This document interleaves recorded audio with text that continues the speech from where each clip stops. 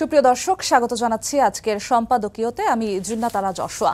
জাতীয় নাগরিক পার্টির জোরালো বক্তব্য, আগে আওয়ামী লীগের বিচার সম্পন্ন করতে হবে, একই সঙ্গে সংস্কারও করতে হবে, তারপর হবে নির্বাচন অনুষ্ঠান।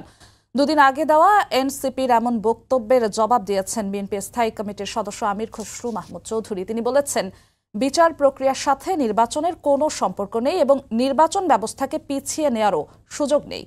বিচার, সংস্কার ও নির্বাচন নিয়ে এমন টানা পড়েন কি শেষ হবে না? ঐক্যমত্য প্রতিষ্ঠার উপায়ই বাকি। সাম্প্রতিক রাজনীতির প্রাসঙ্গিক বিষয় নিয়ে আজকের সম্পাদকীয় নির্বাচন বনাম বিচার। আর এ নিয়ে আজকের সম্পাদকীয়তে আলোচনার জন্য স্টুডিওতে উপস্থিত আছেন অধ্যক্ষ মোহাম্মদ সেলিম ভূঁইয়া, সাংগঠনিক সম্পাদক বিএনপি, এবং আরও উপস্থিত আছেন মনিরা শারমিন, যুগ্ম আহ্বায়ক জাতীয় নাগরিক পার্টি। দর্শক, আপনারাও এই আলোচনায় অংশ নিতে পারেন। এজন্য আপনাদের ফোন করতে হবে টেলিভিশনে দেখানো নম্বরে। এছাড়া ফেসবুকের মাধ্যমেও আপনাদের মন্তব্য পাঠাতে পারেন। দর্শক, দেখছিলাম প্রধান শিরোনামগুলো, ফিরছি আলোচনায়। আমরা আলোচনায় ফেরার শুরুতেই আমাদের যেহেতু আজকে শিরোনামটি নির্ধারণ করা হয়েছে নির্বাচন বনাম বিচার, সেলিম ভাই আপনার কাছে শুরুতে আসতে চাচ্ছি। নির্বাচনের সঙ্গে সংস্কারের 5 তারিখের পর থেকে একটা বলা যায় প্রতিদ্বন্দ্বী একটা সম্পর্কই দেখা যাচ্ছিল, যে আগে সংস্কার পরে নির্বাচন, এর মধ্যে আবার বিচার যুক্ত হলো।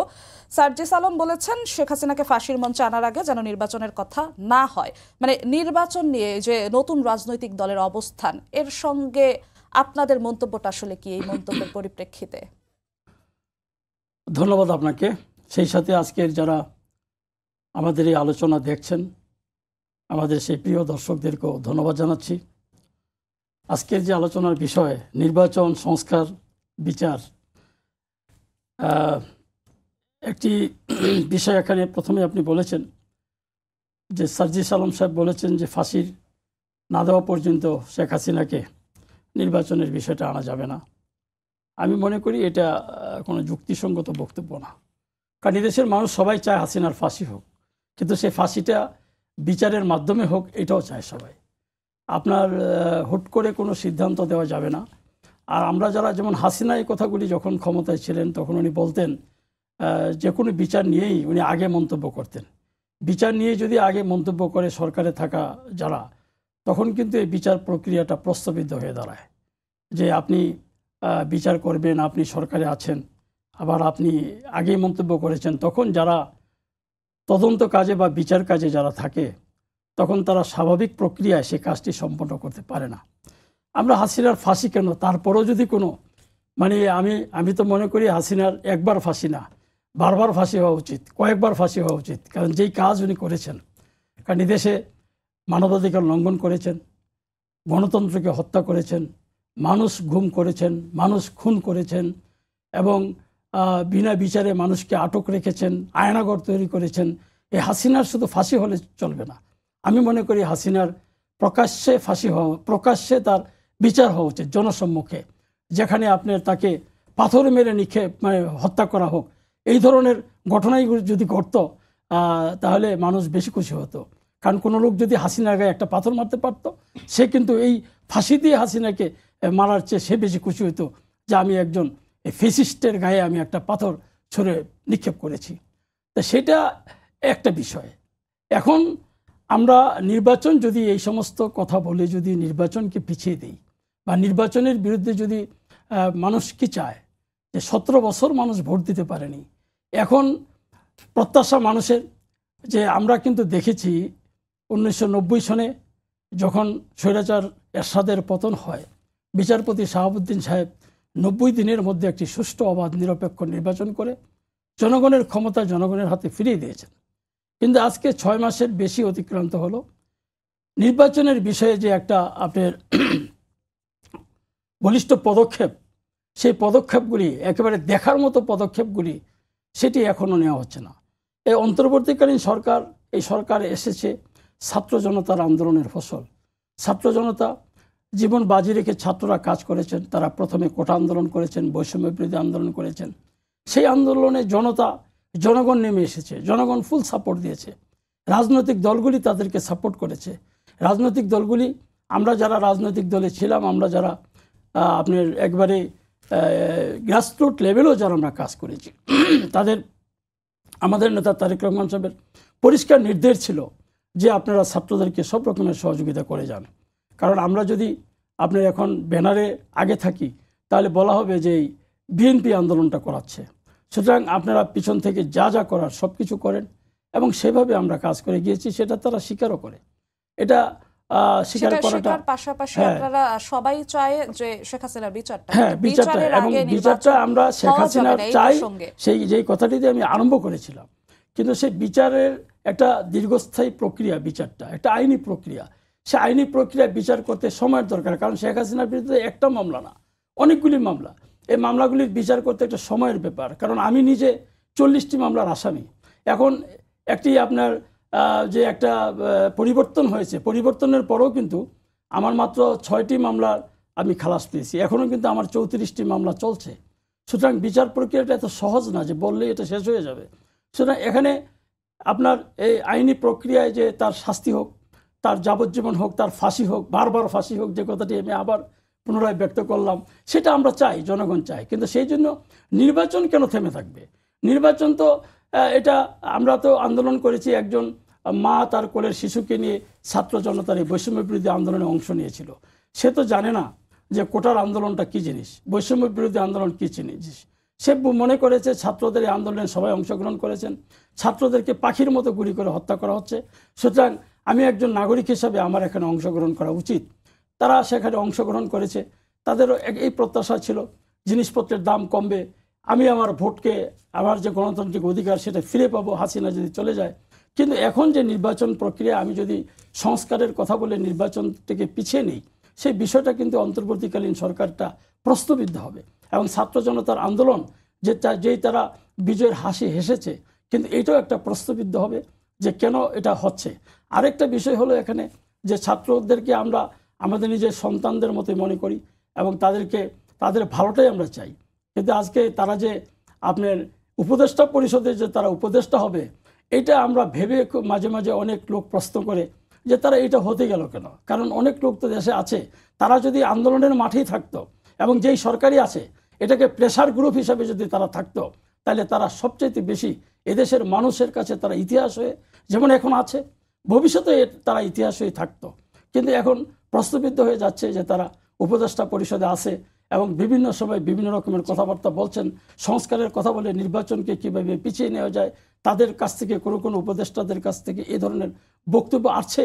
এগুলি কিন্তু আপনারা যদি স্বাভাবিকভাবে জনগণকে প্রশ্ন করেন, উপদেষ্টা পরিষদে ছাত্র প্রতিনিধি আছে, কেন হতে গেল এই বিষয়টি তো আমরা পরে আসব। আমরা একটু জাতীয় নাগরিক পার্টির যুগ্ম আহ্বায়ক মনিরা শারমিন আপনার কাছে আসতে চাই। সেই একই কথা ধরে সার্জিস আলম বলেছিলেন যে শেখ হাসিনার বিচার না হওয়া পর্যন্ত, ফাঁসির মঞ্চে না আনা পর্যন্ত নির্বাচনের কথা যেন কেউ না বলে। মানে নির্বাচন নিয়ে আপনাদের নাগরিক পার্টির অবস্থান কি আসলে? মানে এই যে হাসিনাকে ফাঁসির মঞ্চে না আনা পর্যন্ত আপনারা নির্বাচন একদমই চাচ্ছেন না, এটাই কি পরিষ্কার কথা? ধন্যবাদ আপনাকে, আমার সহ আলোচক ওনাকেও ধন্যবাদ, শুভেচ্ছা যারা দেখছেন। আসলে গত 2 দিন আগের যেই বিষয়টি বলছেন যে সার্জিস আলমের যে বক্তব্যের কথা, সেই বক্তব্য রায়ের বাজার বধ্যভূমি, সেখানে আসলে যেই গণহত্যায়, জুলাই গণহত্যায় যে বেওয়ারিশ লাশ যেগুলো গণকবর, সেটা আসলে জিয়ারত করার পরে আসলে এই বক্তব্যটি উনি দিয়েছেন। এবং আমিও আসলে ওই প্রোগ্রামে উপস্থিত ছিলাম। আমাদের স্বভাবতই সেটা আমাদের প্রথম কর্মসূচি ছিল জাতীয় নাগরিক পার্টির। তো সেখানে আসলে এক ধরনের আবেগঘন একটা পরিস্থিতি তৈরি হয়েছিল এবং শহীদ পরিবারও আমাদের সাথে ছিলেন। সুতরাং সেখানে যেই ধরনের একটা পরিস্থিতি তৈরি হয়েছিল, সেই জায়গাতে আমার মনে হয় যে সার্জিস আলম সেই জায়গা থেকেই এই কথাটি বলেছেন।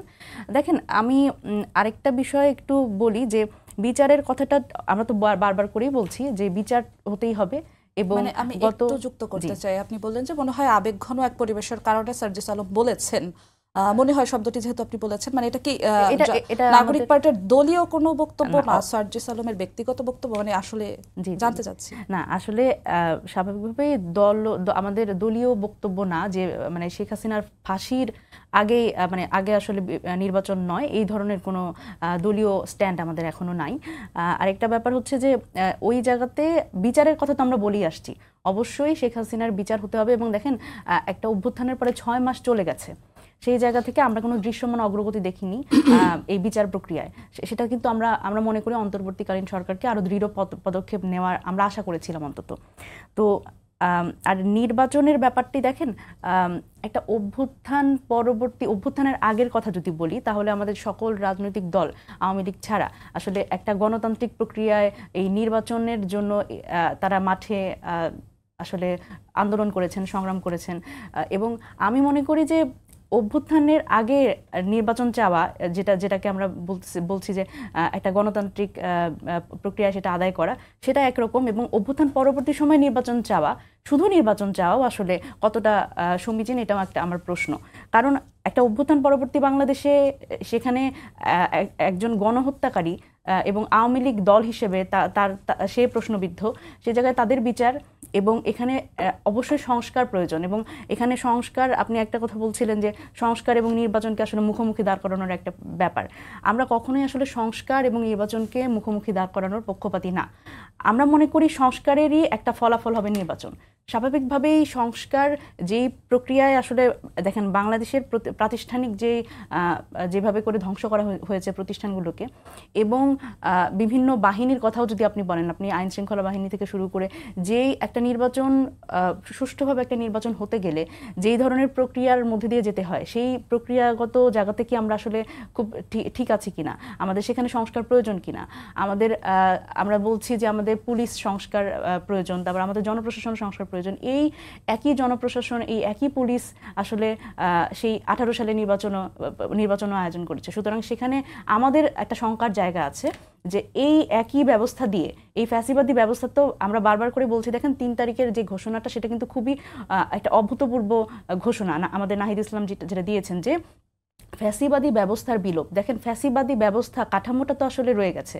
সুতরাং আমরা বলছি নির্বাচন অবশ্যই হবে, এবং সংস্কারের একটা ফলাফল হিসেবে আমরা নির্বাচনকে দেখতে চাই, এবং সেটা এই ফ্যাসিবাদী ব্যবস্থার বিলোপের মাধ্যমেই হতে হবে। জি, আপনার কাছে আবারও ফিরবো মনিরা শারমিন। সেলিম ভাইয়া যেমনটা বলছিলেন যে সার্জিস আলম হয়তো বা আবেগঘন জায়গা থেকে বলে ফেলেছে, দলীয় কোনো বক্তব্য না। আজকে বিএনপির স্থায়ী কমিটির সদস্য আমির খসরু মাহমুদ চৌধুরী বলেছেন বিচার প্রক্রিয়ার সাথে নির্বাচনের কোনো সম্পর্ক নেই, নির্বাচন ব্যবস্থাকে পিছিয়ে নেওয়ারও কোনো সুযোগ নেই। নির্বাচনকে পিছিয়ে নেওয়ার কোনো ইঙ্গিতকে দেখতে পাচ্ছেন কিনা? কারণ হিসেবে বলছি, প্রধান উপদেষ্টা কিন্তু বারবার বলছেন ডিসেম্বরেই নির্বাচন, এবং রিজওয়ানা হাসান বলেছেন যে ডিসেম্বর কিংবা জুনে নির্বাচন। তো সেই ক্ষেত্রে আপনারা আসলে নির্বাচনকে পেছানোর বিভিন্ন সময় কথা বলেন, যে কোনো আভাস দেখতে পাচ্ছেন কিনা? না, এখানে দেখেন, আপনার কথা থেকে আমরা দুইটা বিষয় জানলাম। একটা হলো প্রধান উপদেষ্টা মহোদয় বলছেন যে নির্বাচনটা ডিসেম্বরেই করা সম্ভব।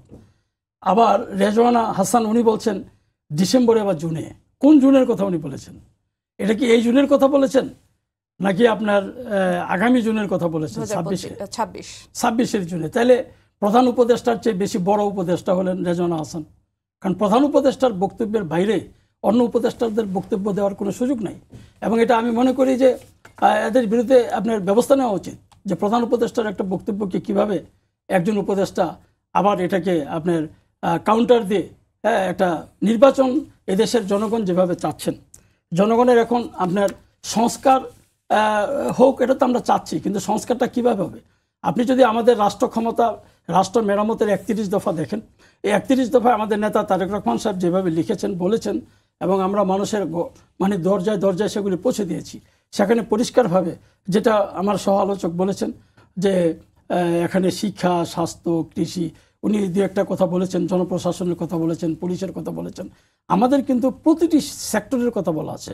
রাষ্ট্র ক্ষমতায় যে সমস্ত উইংসগুলি আছে রাষ্ট্রের, সবগুলির বিরুদ্ধে আমরা বলেছি যে এখানে সংস্কার হওয়া প্রয়োজন, কারণ শেখ হাসিনা তো সব ধ্বংস করে দিয়েছে। সুতরাং আমরা বলছি নির্বাচিত সরকার এসে সংস্কার করবে।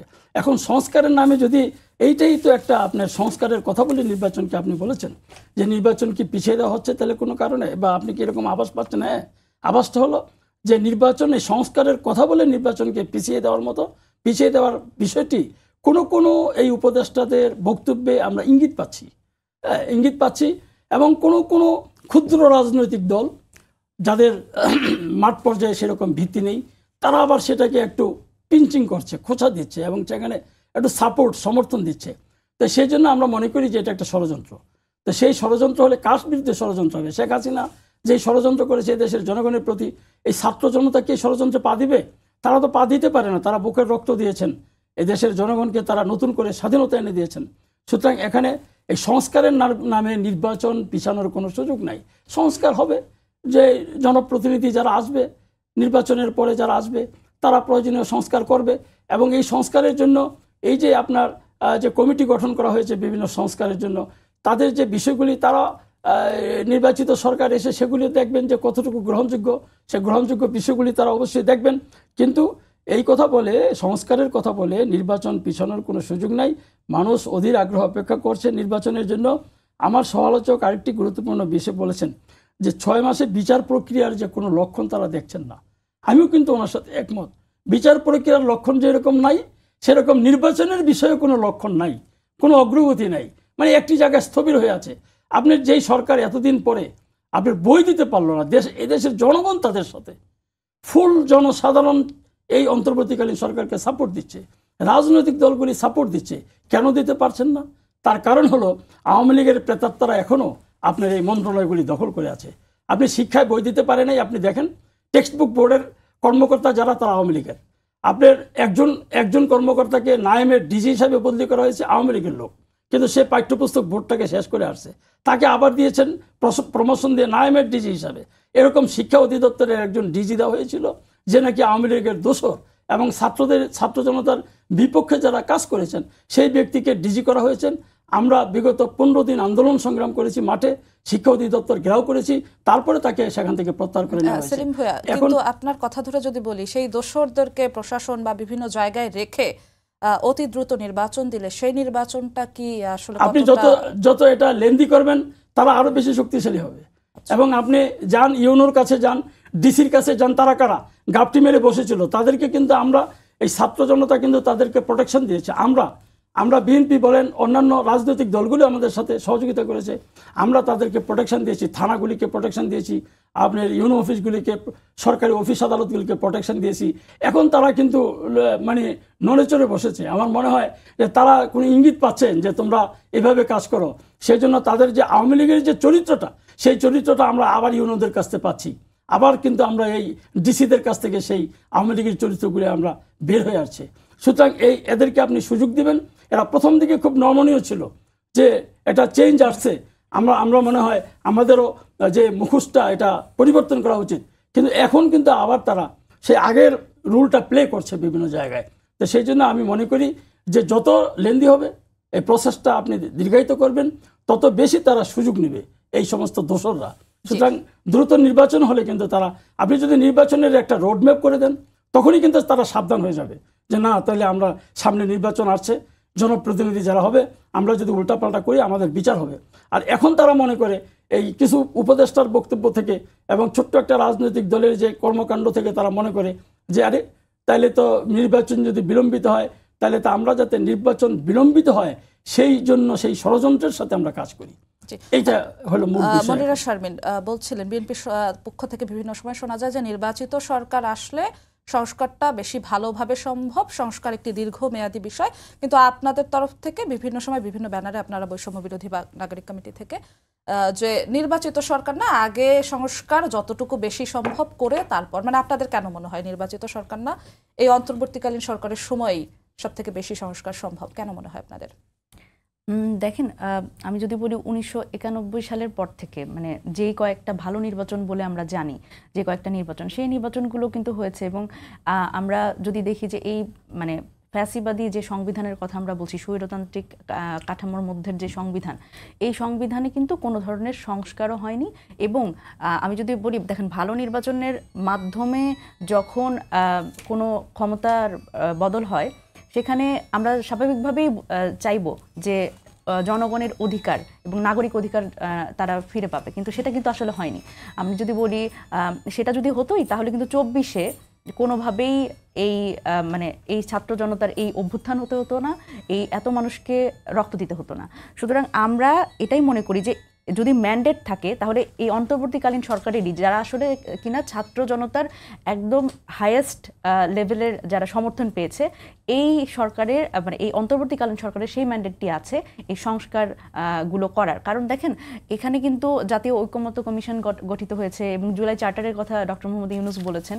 তো আমরা মনে করি যে এবং বিএনপি সহ অন্যান্য সকল রাজনৈতিক দলের পক্ষ থেকে কিন্তু এই যে সংস্কার প্রস্তাবনা সবগুলো কিন্তু দেয়া হয়েছে। সুতরাং আমরা যেটা মনে করি সেটা হচ্ছে এই সরকারের আসলে লং টার্ম এবং শর্ট টার্ম তারা তো আসলে বলেছে স্বল্পমেয়াদী এবং দীর্ঘমেয়াদী কোন ধরনের সংস্কার আসলে তারা করতে পারে এবং সকল রাজনৈতিক দলকে নিয়ে বসে আসলে কতদূর সংস্কার করবেন তারা, এবং এটারও একটা মানে ঐকমত্য কমিশনের মাধ্যমে আসলে এই ধরনের একটা সংস্কার তারা করতে পারে। আরেকটা ব্যাপার হচ্ছে এর আগে যেহেতু এতগুলো নির্বাচিত সরকার দেখেছি কিন্তু জনগণের ভাগ্যের কোনো পরিবর্তন হয়নি, এবং আমরা চাই এই যে নির্বাচনটা হবে সেই নির্বাচনটা অবশ্যই গণপরিষদ নির্বাচন হবে। গণপরিষদ কাম আমরা বলছি সংসদ নির্বাচন, দুটোই আমরা এখন বলছি যে একটা নির্বাচনে হওয়া সম্ভব। এই নির্বাচনটার মাধ্যমে আমরা মনে করি যে এই যে আমরা সেকেন্ড রিপাবলিকের কথা বলছি সেই সেকেন্ড রিপাবলিকের মানে জনগণের প্রত্যাশা যে আকাঙ্ক্ষিত জায়গা সেটা পূরণ হবে। জি, আমি একটু আপনার কথার এই জায়গাটায় সেকেন্ড রিপাবলিক এবং গণপরিষদ নির্বাচনে আসবো, কিন্তু তার আগে আপনারা বিচার চান, আগে সংস্কার চান। বিচারের কথা কিছুক্ষণ আগে বললেন যে আপনারা দেখছেন না যতটা দরকার ছিল এই 6-7 মাসে ততটা হয়েছে, এবং সংস্কারের ক্ষেত্রে আপনি বললেন যে অন্তর্বর্তীকালীন সরকারের সহজ সংস্কার করাটা, তো সেক্ষেত্রে সংস্কারের কতটা অগ্রগতি দেখতে পাচ্ছেন? আমরা যেই সংস্কারের অগ্রগতি বলতে যেহেতু সংস্কার কমিশনগুলো গঠিত হয়েছে এবং সেই সংস্কার কমিশনগুলো তাদের রিপোর্টও দাখিল করেছে, এবং আমরা যেটা বললাম যে ঐকমত্য কমিশন গঠিত হয়েছে, এবং আমার মনে হয় যে এখন ডক্টর মোহাম্মদ ইউনূস আছেন, ওনাকে যদি সহযোগিতা করা হয় আসলে সকল রাজনৈতিক পক্ষ থেকে জুলাই চার্টারের মাধ্যমে, এবং এটা কিন্তু খুবই চমৎকার একটি বিষয় কিন্তু উনি সামনে এনেছেন, সেটা হচ্ছে যে এটা একটা একদম স্পষ্ট একটা বিষয় থাকবে যে আসলে এই সংস্কার আসলে প্রস্তাবনা এসেছিল এবং কোন রাজনৈতিক দল আসলে কোন সংস্কার প্রস্তাবনায় একমত হতে পেরেছেন সেটাও আসলে জনগণ দেখতে পারবে। এরকম একটা ভিজুয়াল একটা মানে স্বচ্ছ একটা আইডিয়া উনি বলেছেন। তো সেটা যদি হয় সেটা খুবই সুন্দর হবে, কারণ জনগণেরও তো আসলে একটা মার্কিং, মানে দেখেন আমরা বারবার করে বলছি যে জনগণ সকল ক্ষমতার উৎস, এটা কিন্তু আমরা বহু বছরের পর বছর শুধু শুনেই গেছি। আসলে জনগণেরও বোঝা দরকার যে কোন রাজনৈতিক দলগুলো আসলে সংস্কার চাচ্ছে এবং একটা গুণগত পরিবর্তন চাচ্ছে এই রাষ্ট্রের। এটা আমার মনে হয় জনগণের পক্ষ থেকেও তাদের বোঝা দরকার যে কারা আসলে কি ধরনের সংস্কার চাচ্ছে এবং কারা চাচ্ছে না, এটাও বোঝা দরকার। এটার উপরেও তো আসলে অনেক ধরনের মূল্যায়ন নির্ভর করবে। জুলাই চার্টার এবং জুলাই ডিক্লারেশন ঘোষণাপত্র, জুলাই ঘোষণাপত্র নিয়ে গত বছর 31 ডিসেম্বর আপনারা ঘোষণা করতে চেয়েছিলেন, তারপরে সরকারের তরফ থেকে বলা হয়েছিল তারপরে 15 জানুয়ারির মধ্যে যেন সরকার ঘোষণাপত্র প্রকাশ করে, সেই জোরালো দাবিটিও উঠেছিল। তারপরে কি একটু ঝিমিয়ে গেল বিষয়টা, মানে তারপর থেকে আপনাদের মধ্যে কিংবা কারো মধ্যে আসলে ঘোষণাপত্র নিয়ে কি ওইরকম আওয়াজ তোলা হয়েছিল? জি দেখেন, আমরা এই জুলাই প্রোক্লেমেশন যেটা জুলাই ঘোষণাপত্র বলছি সেই বিষয়ে কিন্তু আমরা জোরালো দাবি তুলে এবং আমরা মাঠ পর্যায়ে একটা বড় ধরনের কর্মসূচিও করেছি 31 ডিসেম্বর। কিন্তু সরকারের পক্ষ থেকে বলা হলো যে আসলে সকল রাজনৈতিক দল আসলে এই বিষয়ে ঐক্যমত্য হতে পারেনি।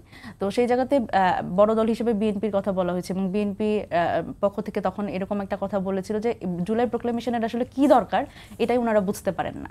তো সেই বিষয়টি পরে আসলে এই যে বারবার করে আরো 15 দিনের একটা সময় সরকারের পক্ষ থেকে শুনলাম, কিন্তু তারপরেও আসলে এইটা কোনোভাবে করেই তারা মানে বাস্তবে রূপদান করতে পারলেন না। তো আমাদের পক্ষ থেকে আমরা বারবার করেই বলছি, দেখেন এই অন্তর্বর্তীকালীন সরকারের শুধু জুলাই প্রোক্লেমেশনটা কিন্তু এমন না যে এই জুলাই 24 অভ্যুত্থানকে একটা স্বীকৃতি দান করা, অবশ্যই এটা একটু স্বীকৃতি দান করতে হবে।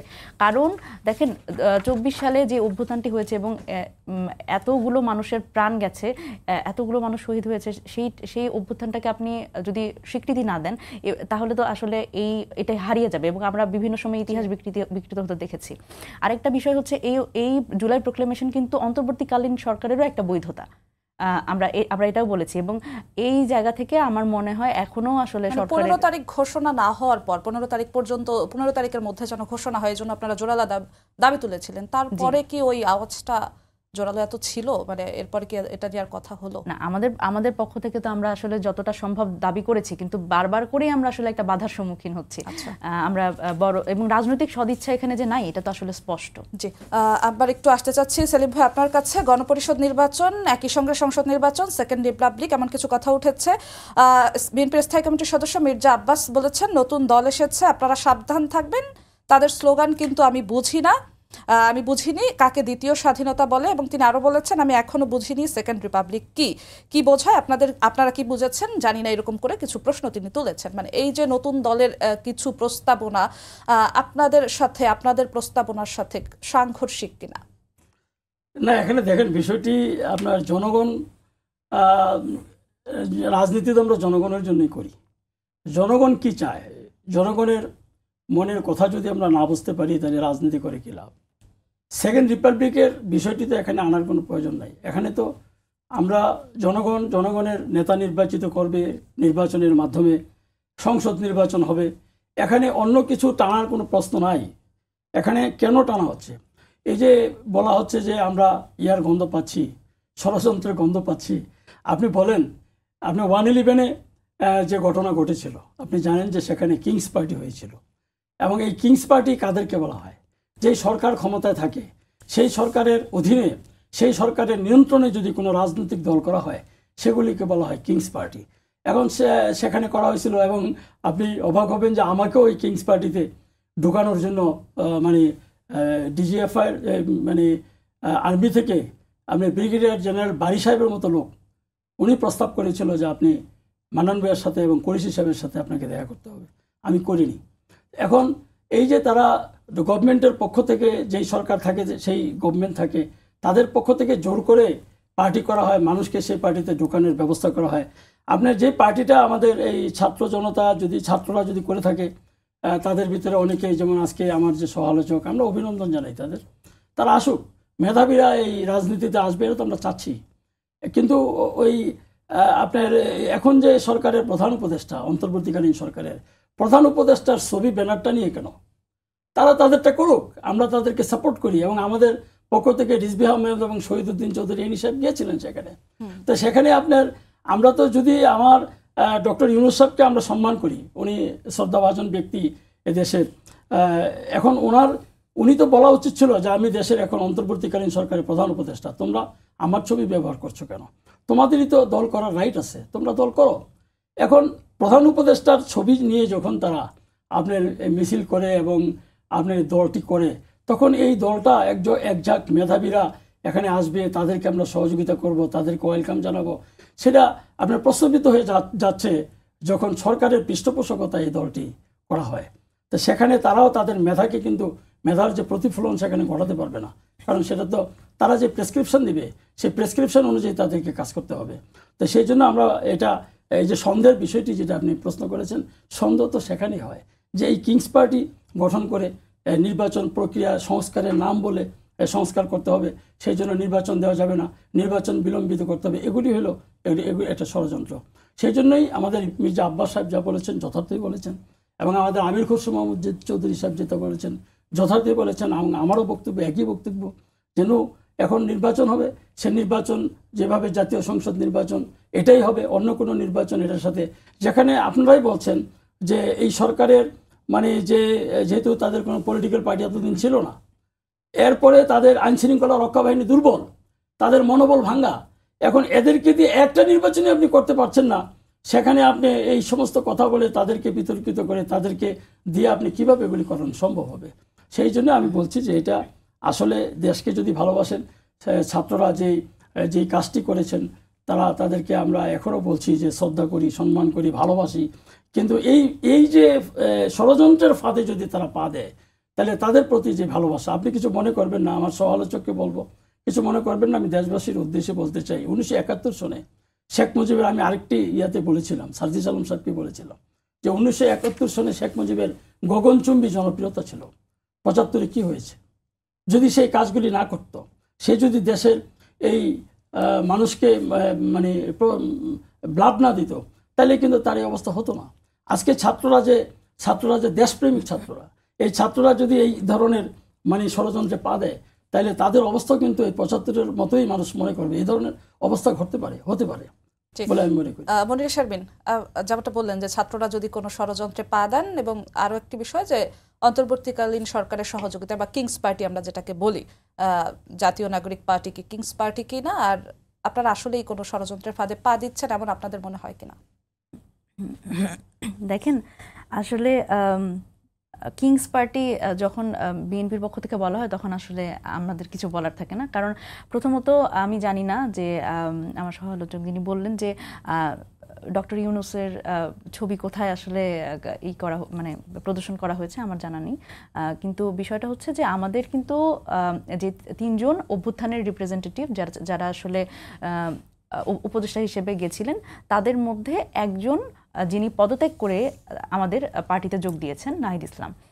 সুতরাং এই জায়গাতে কিংস পার্টি কিভাবে হয় এই ক্যালকুলেশন আসলে আমার জানা নেই, তবে কিংস পার্টির বিষয়টি আসলে এখন পর্যন্ত ওনারা বলছেন এটার আসলে কোনো ভিত্তি আছে বলে আমি মনে করি না, প্রথমত।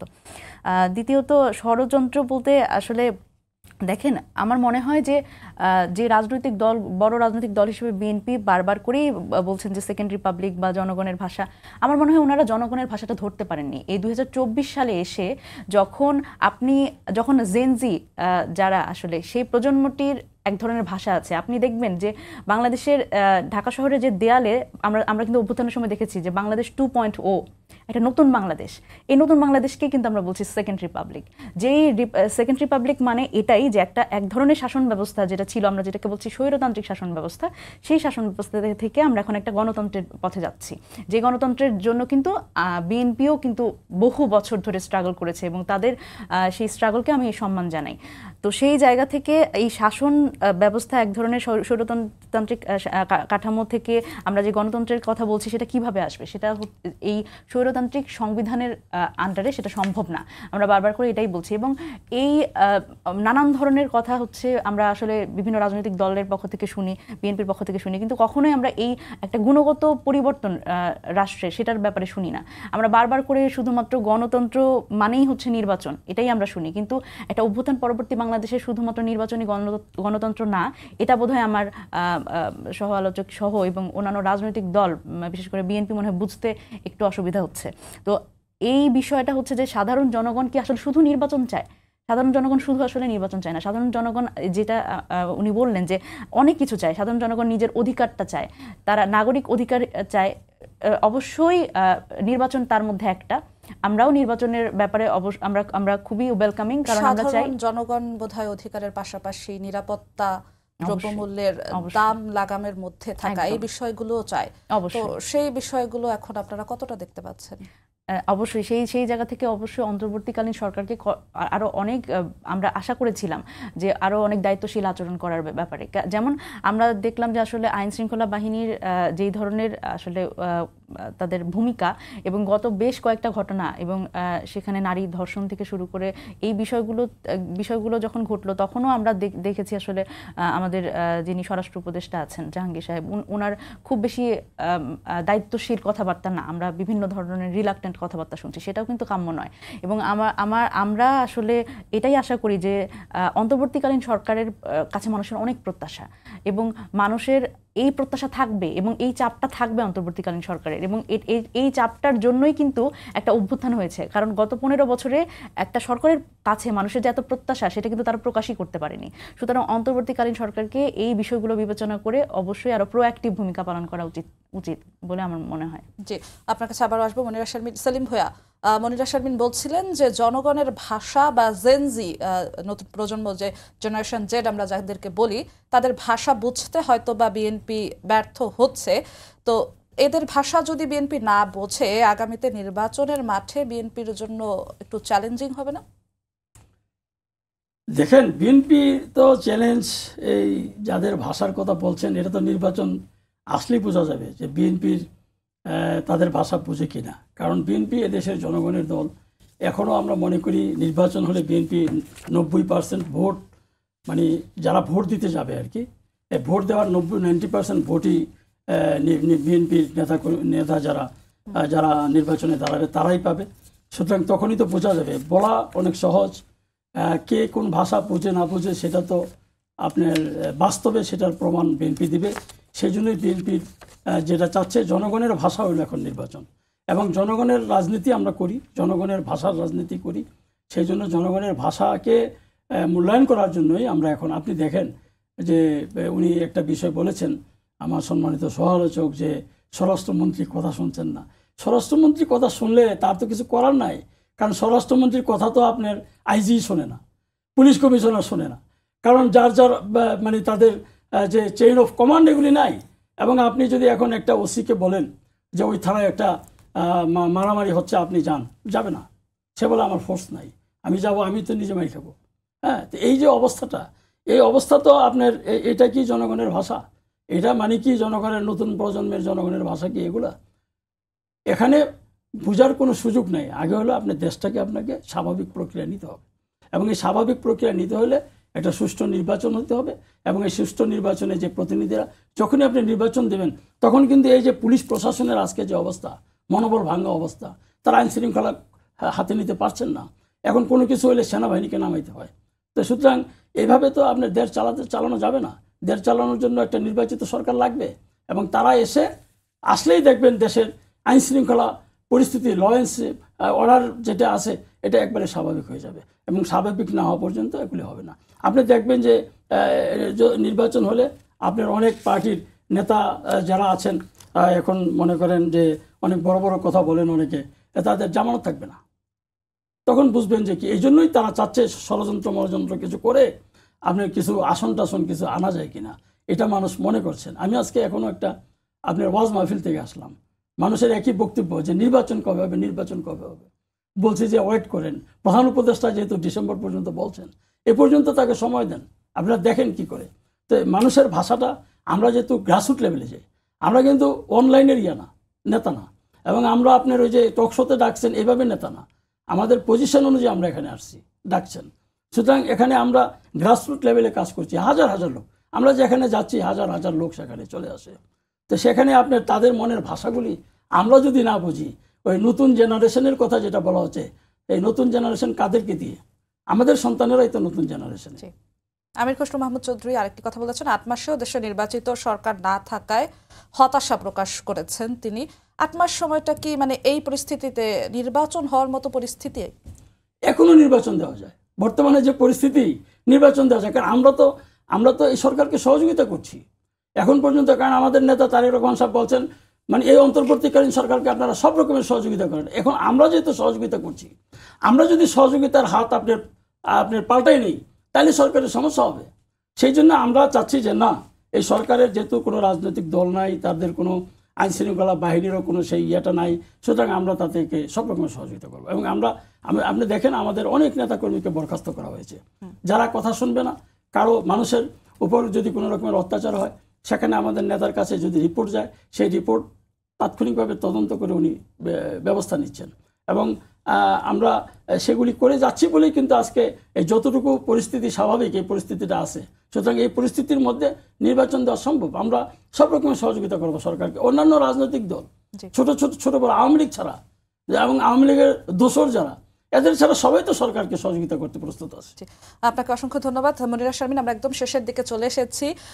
সেলিম ভাইয়া বললেন যে এখনই নির্বাচন দেয়া যায়, আপনারা বরাবরই বলেন যে এখনো নির্বাচনের জন্য প্রস্তুত না, তবুও আপনাদের ধারণায় কখন নির্বাচন হলে সুবিধা বা সেটা একদম জনগণের মনের মতো করে নির্বাচন হবে বলে আপনারা মনে করেন?